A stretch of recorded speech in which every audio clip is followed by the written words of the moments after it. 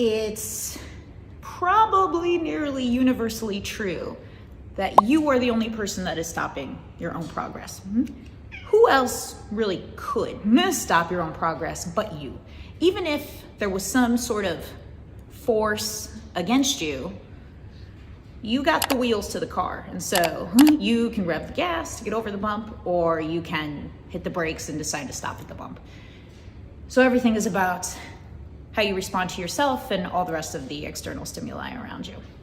If you want to flex your fuck it, just hit send muscle, then you got to do the bicep curls and you got to start saying fuck it and just hitting send. Can you create a lower stakes situation where it's easier for you to say fuck it and just hit send? Because remember, the definition of confidence is your trust in your ability to complete a task. A lot of people conflate that with self-esteem, which is sort of how you feel about yourself. It's not related to a task. Therefore, when we're talking about confidence, we have this other lever that we can manipulate, which is how do we make the task easier? So if you're feeling nervous about reaching out to your dream prospect or your dream business partner or just a guru who you really, really love and who you would dream about being able to have a conversation or a cup of coffee with one day, okay, maybe those are more challenging tasks. So how do we make the task easier? Can you reach out to somebody who you might perceive as more of a newcomer like you to create a connection with them? Can you reach out to a prospective client who's a total stranger where win or lose, you're in the exact same boat? That's another thing I would tell you to consider. If we apply our logical brain here, not doing it has the certainty of no result, okay? Doing it and failing is the exact same result, but at least you've done it. You have the potential for upside because you've done it, because somebody might respond. So worst case scenario, you end up in the exact same position, but now you've done it. A whole lot more upside there. And even if you do it and somebody doesn't respond, you are still actually better off because now you have the information versus sitting around and wondering, would they respond, would they not, and being caught in a useless waste of time cycle like that. If you value your time, get out of those cycles and start hitting the send button.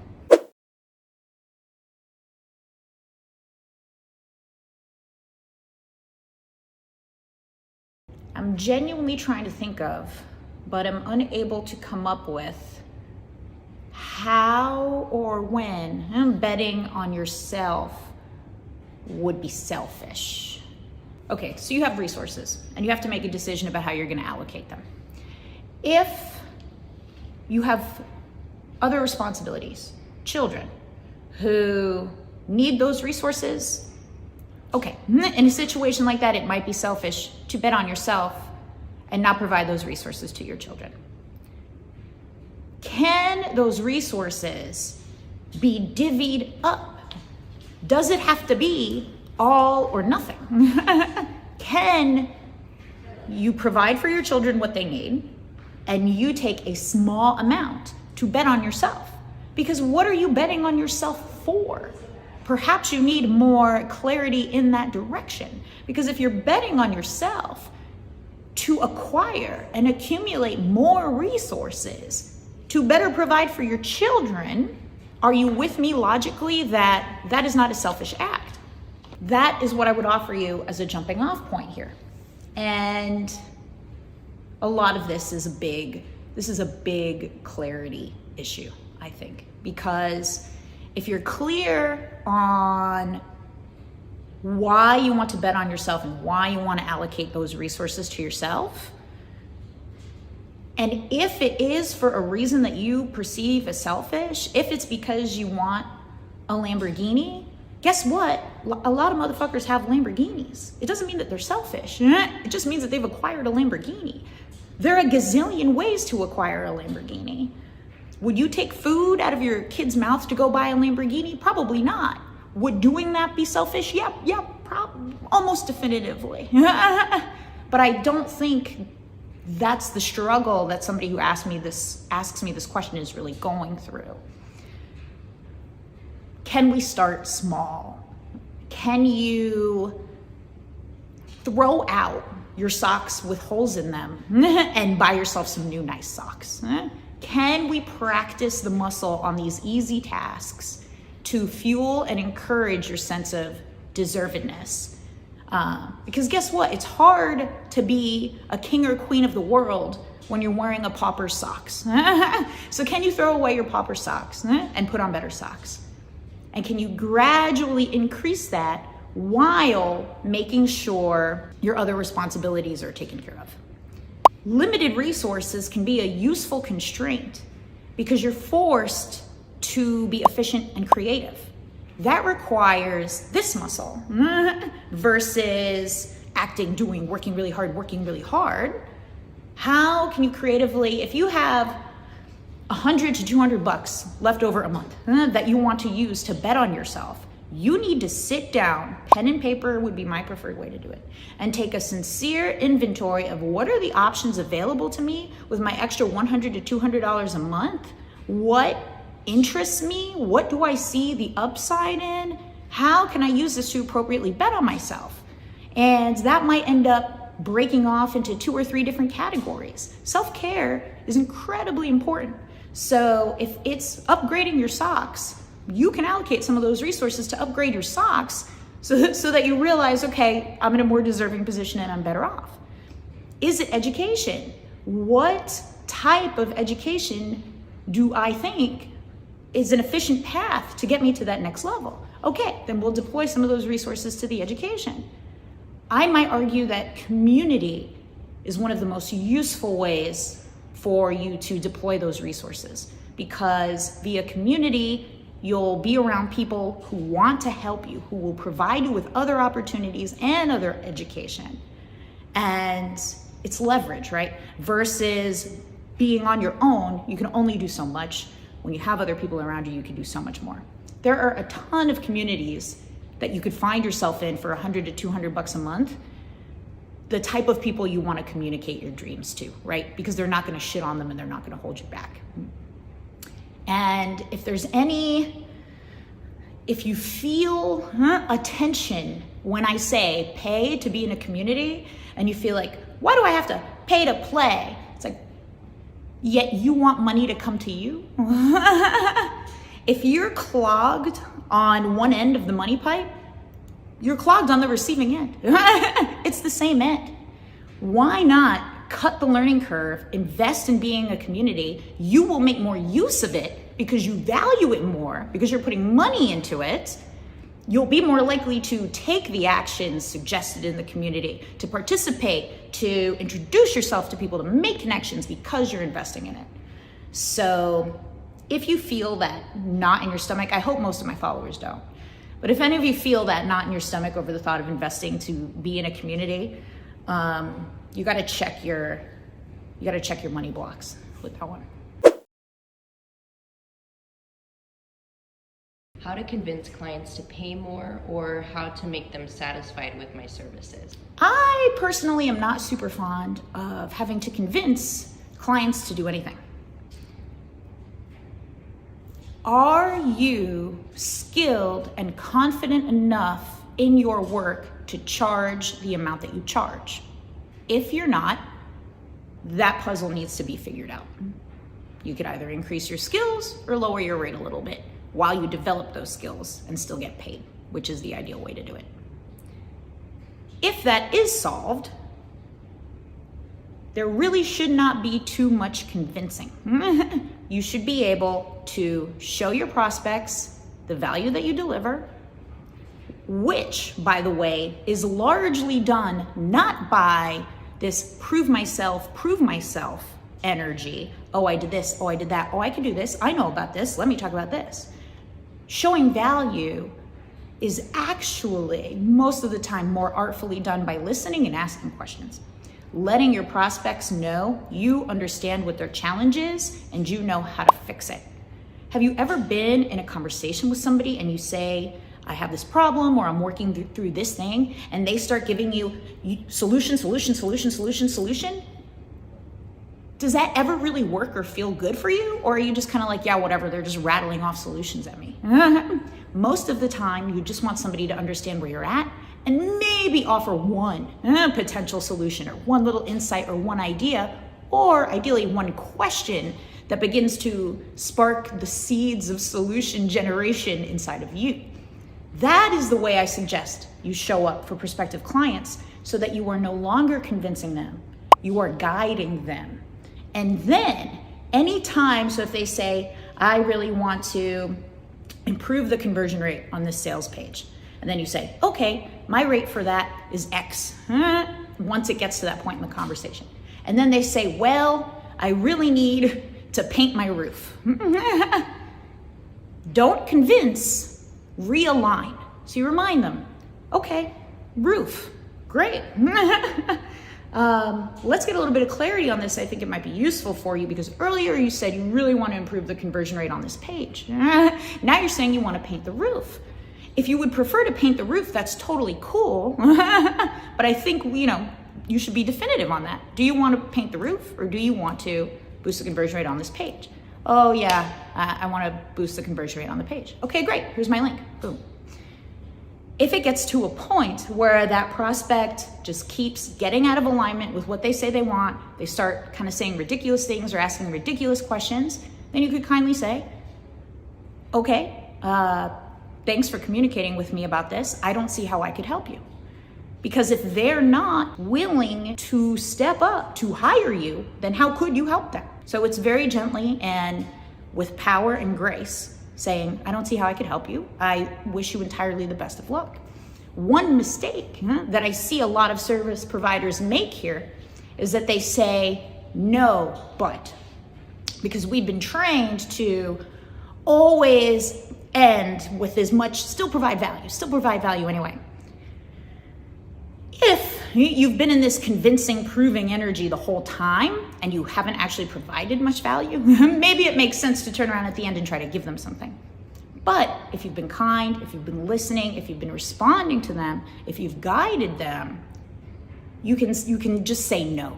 You don't have to say no, but I'll find somebody else for you. Unless you happen to know somebody who would be a great fit and it's a win-win, they would be way more aligned than you and that person, then yes, of course, do it. But you don't have to bend over backwards as you're saying no to somebody. That defeats the fucking purpose. So no more, no, but maybe I'll film you a Loom critique. No, but maybe I'll write you a free email. No more of that. That's concession making. It's a poor use of your resources. It's an energetic hit because somebody has told you no and you're still doing something for them. It's just a huge waste of your time. So the kind, benevolent, powerful no is the way to go should things get to that point in a sales negotiation.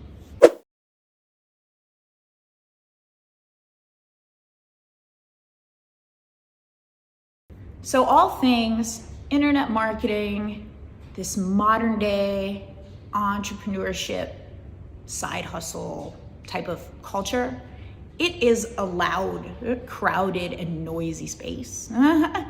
If you're at all interested in this type of material, you've probably seen hundreds of ads of people who say they can help you make $100,000, or that they've made all this money and they know the way, do this, do that, so on and so forth. It seems like new successful people pop up all of the time, which can leave you wondering, why them and not me? What is wrong with me? What are they doing that I'm not? And I empathize with that feeling. You got to start taking shots. You have to do something. Figure out what you want and try it out.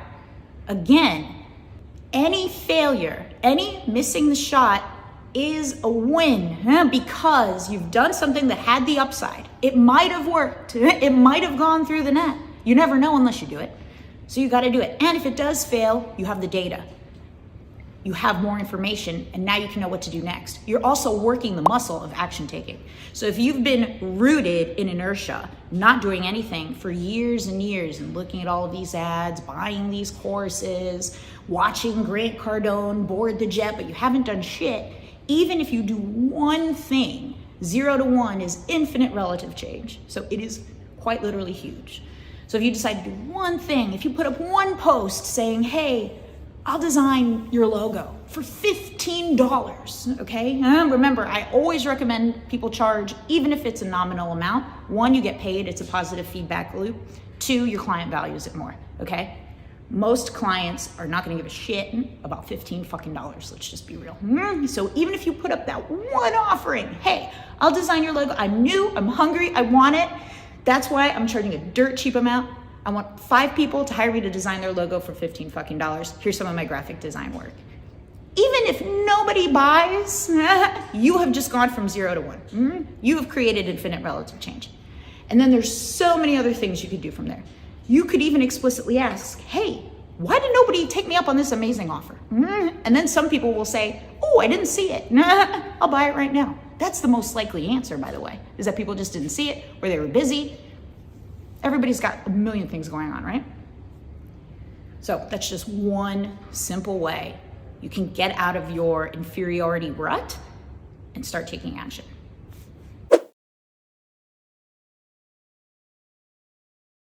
Where does this story begin? So I grew up in Staten Island, New York, which was an interesting place. You might have heard the crabs in a bucket analogy, and when a crab tries to leave the bucket, all the other crabs will pull it back down. What a fascinating phenomenon, by the way. So Staten Island is sort of like the bucket. And I hate to be disparaging to a whole community of people, but in my experience, Staten Island was like the bucket, and the people that I was around were sort of like the crabs. And I had a poor mindset. I knew nothing about abundance or action taking or even being kind, being empathetic to other people. I was kind of an asshole, and I hung out with a lot of assholes. Eventually, I stumbled into this crazy entrepreneurial world, which some people know this story. I graduated from college. I went to a prestigious school with a lot of very wealthy people, and I definitely wanted to be like them. I was like, this is the shit. Like, my best friend in college was like, Laura, I'm gonna buy 2 massage chairs for my dorm room. I'm like, shit. I'm like, I wanna be like this bitch. Like, she is cool. So my desire to level up started creeping in. I graduated from college though, and I had 6 figures in debt, and it was 2008, and I could not get a job.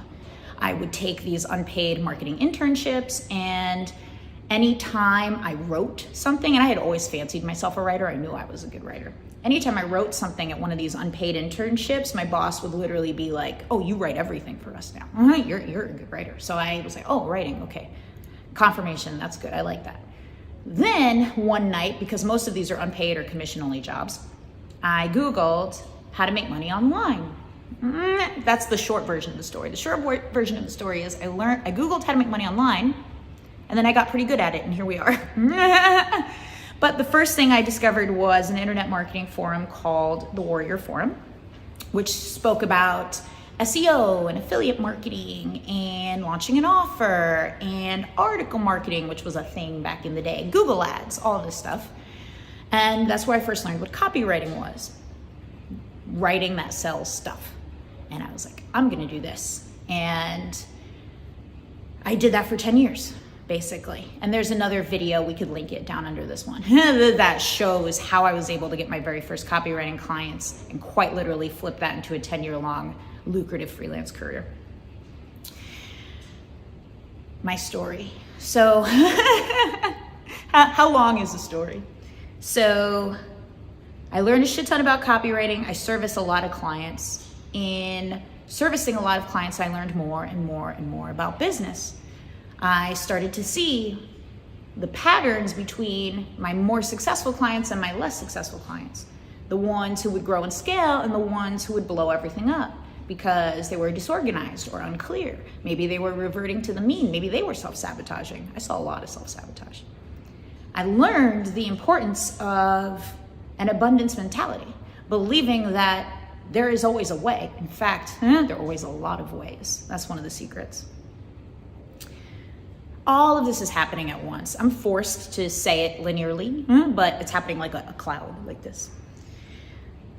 as I grow as a copywriter and I get these incredible results for my clients, I begin coaching other copywriters. All of the copywriters come to me because they want to make more money as a copywriter. We both think that I'm going to teach them the skill of copywriting. Turns out though, if I realized if I'm going to help them make more money as a copywriter, I have to teach them how to stop self-sabotaging. I have to teach them how to charge more, how to be confident enough to charge more. I have to teach them how to leverage their experience appropriately to create inbound lead flow.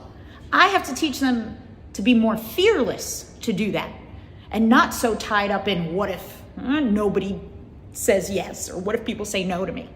So that was where this huge realization came to me of, holy shit, if I'm gonna help these people make more money, which I love to fucking do, this is, and it's also what I'm most interested in and passionate about because it's what I see as the biggest leverage point. Yeah, I could improve your headline with you and I could teach you the strategies to do that. I still like doing that work too. But me teaching you the micro strategies of how to improve a headline, how much more money is that really gonna make you as a copywriter? It might make your clients more money and they'll be thrilled and maybe they'll kick a few dollars back to you here and there. But if I teach you all this other shit, you'll nearly unstoppably make more money. And that is what I love to do for people because I also experienced in my journey how much growing my mindset has changed my life. And it came to the point where people would start asking me, Laura, how do you do it? And so all of the shit I teach is my most earnest, heart, soul, brain felt attempt at answering that question of how I do it. This is how I do it.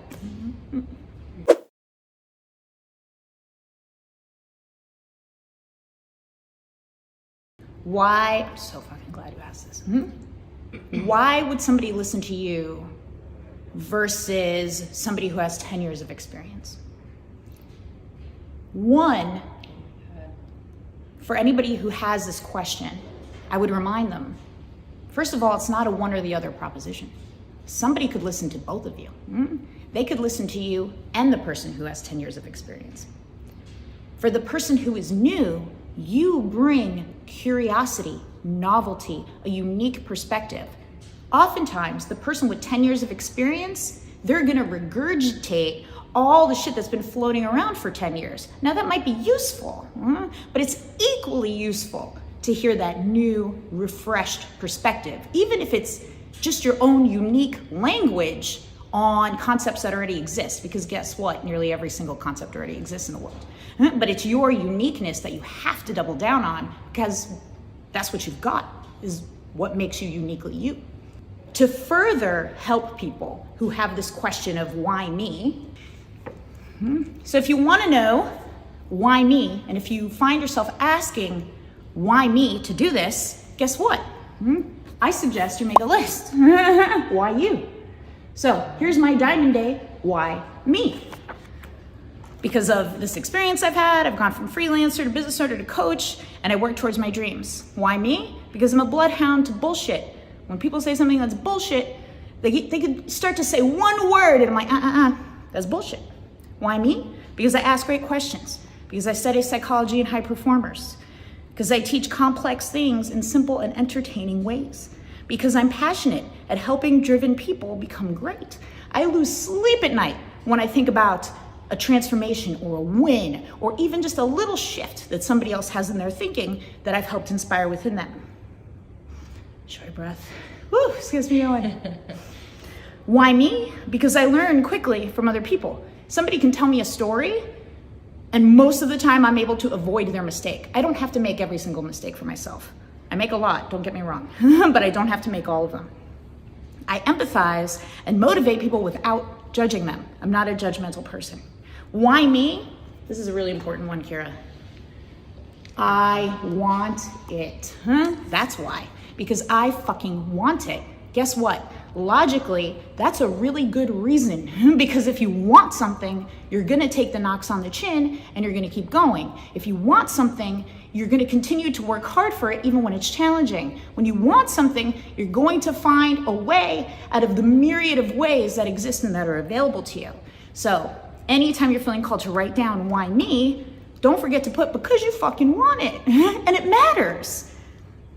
Also because I have an incredible network, and I didn't even consider this until I got to the end of the list, and this was just like me doing this quickly. I could definitely add more, but oh yeah, I get incredible results for people too. But the thing is, actually, the incredible results, yeah, it's a why me, but it's in fact the byproduct of all of this. All of this is the real why me, and the results is the byproduct of that. So the results and the experience is actually the last bullet on your why me. Everything under the why me is unique to you. So next time you're feeling like, why should I speak out about this? Or why should I write about this? Or why should I launch a company about this? Okay, let's answer it. Pull out your sheet of paper and start doing the bullets. Why you? And that will be hugely moving, a hugely moving exercise that you can reflect on as needed and add to as needed. It's a great thing to do before you get on a sales call, right? And you're like, ooh, I'm feeling a little nervous about this call. All right, let me do a why me real quick. This is not a resume, right? It's not for you to turn around and say, ooh, because I've done X, Y, and Z. It's to internally guide and move you from a position of questioning and uncertainty to, oh, I know why me now. I have a more solid picture of why me. It's great to do before a networking event for the same reason. Networking events increase nerves reasonably. So once you have that sense of why me, why should I be here? Oh yeah, I got a list now. So I'm more empowered. I'm sitting up straighter, my shoulders are back. Another slightly different list that I suggest everybody create, but it's related to this, is what do I attribute my success to? And success in this format means you have lived as long as you have, so you're successful. Anybody who has gone through the tribulations and the challenges and the growth experiences of life is a successful person, especially if they're oriented towards wanting to be more successful. All right, like maybe if you've gotten through your life, but you're like kind of a greedy asshole or a scumbag and you steal from people, maybe I wouldn't call you successful. But for the majority of people watching this, you are successful in some way or another to have reached this point in your journey. So your list is, what do I attribute my success to? Is it that you're hardworking, you're creative, you ask good questions, you get things done? Like one thing I know about you, Kira, is like I tell you to do something, I don't fucking know how you do it, but you just get it done. Like that is, you have no idea how fucking valuable that skill is. So I get things done, I find a way. So you've got this whole list, and that is something you continue to grow over time. Like keep it as an active Google Doc or something. And you could just keep adding, what do I attribute my success to? All of this stuff. And another way that that's helpful is when you are battling feelings of imposter syndrome, which are common, you can look back at that list and say, oh, I must not be an imposter, because these are all of the things I literally attribute my success to. It's not luck, it's not scamming people, right? It's not being an asshole. It's actually all of this other stuff. Turns out I'm not an imposter after all. That's a motivating answer. That was a damn good question. The why me? See, it's so real. Like I did the same thing. A little bit. They were not. I'm sure other people had way more controlling parents than I did, so I'm grateful for that. My mom was pretty classic. Like when I was very, very tiny, and she had no idea like about my skills or the personality or anything. She'd be like, doctor or lawyer. And then as I became a kid and she saw my character, she was like, definitely lawyer. So she stayed on the lawyer path for a really long time. And then when I went to school and majored in economics, she was like, okay, business school. So she's just like, whatever like the high performing track is for my skill set is what she wanted me to be on. She did not like the uncertainty of me being a freelancer, an entrepreneur. She just my family. Yes, exactly. She like She was like, what does that even mean? And then I started making good money and she thought it was all gonna go away. So those are all pretty standard fears. I mean, I've been doing this shit long enough now that she's fine with it. In fact, she like, it's so funny. She like has turned a little bit of a corner where sometimes she thinks I act too much like a rich asshole. And so like, that's my money programming from her. Like, rich people are assholes. You know, a lot of poor people are assholes too. So there's that. So yeah. I think people who hate on rich people are just jealous. Yeah. A little bit. Stems there. Yeah. Not all rich people are assholes. No. So, yeah. But she'll buy a lottery ticket. So it's like, there's a little bit of a hypocrisy there. And you can't, because I know a lot of people in positions like this want to try to change the people they're around. It's like, if they were in my shoes, they would want to change my mom to see, you know, the value and like, money is good, abundance is great, like so on and so forth. And I've just stopped. That's not where I'm at in my journey anymore. I'm 100% responsible for my 50% of the relationship. There's a whole other 50% that is entirely on her. I'm in this mode in my life now where I'm like, I am being, not proving. I am being, not convincing. And of course, the sneaky benefit is that when you be, like, you prove inherently without having to. When you be, you consist. I mean, you convince inherently without trying to. So that's another little mantra I've been playing out in my head quite a bit. Be, don't prove.